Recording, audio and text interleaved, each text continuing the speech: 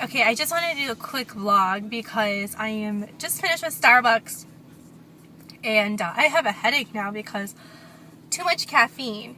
I wanted to say that I think, this whole thing with women and not moving up and all that, I do think one part of it is, when you don't fit a certain stereotype or prototype of what successful person is, it's a lot harder to move up. For example, it's just analogous to being an ugly guy.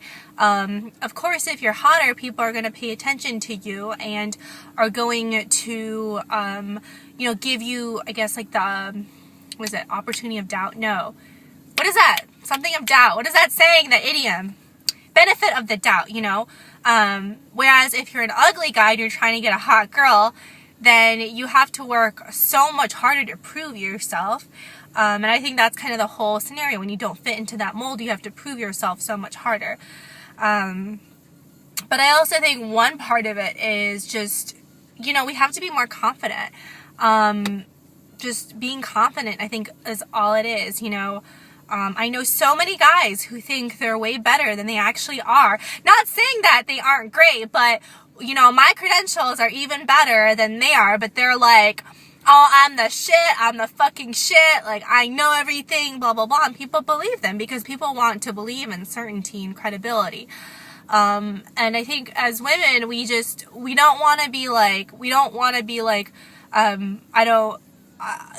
say that we know everything unless we backtrack and double check and cross-reference it, Maybe it's not a women thing, maybe it's more of just a personality thing, but for me, I know that I don't want to state things as fact until I know they're fact, and the reality is a lot of things in life, you don't know if they're fact or not, you just gotta go with it. And I think, maybe if more women stated things as fact and took a stand, then we would be moving up and being represented in leadership organizations. And in Sheryl Sandberg's book, I really liked how she said you learn on the job. She said that I forget what she was doing, but she was doing something she had no idea for and she didn't know if she was qualified for. And she says a lot of these skills are acquired on the job.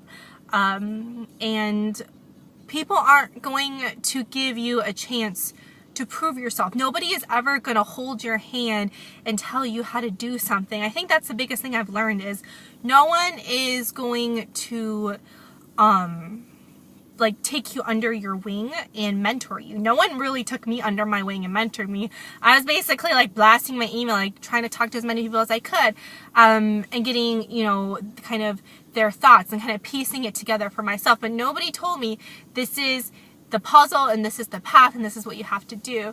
And I think once you realize that there is no right or wrong way and no one is gonna you can't just wait for someone to take you under your wing and help you, then it gets you to push a lot more further to where you want to go, which is great, and I am just, so glad and so positive to be in this now, because when I am 90 years old, I'm going to tell my great-grandkids, chapter 3 of your history book, and this whole women's movement and moving up. This could be the next wave, of the women's movement. And I think it's so great that I am part of it, at a very small level, on this YouTube and on this internet thing, I get to really speak out and vocalize about it. But, I am part of it. I think that is so great. And hopefully, when I'm 90 years old, we don't have these discussions because it's not going to be,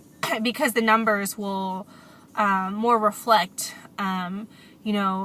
other numbers, right? There's just a huge disparity between women who graduate from school versus women in leadership positions. And when I'm 90 years old, that won't be the case anymore. It'll be a different kind of thing. So yeah, that is my 2 cents for today. Don't forget to subscribe and I'll talk to you later. Bye.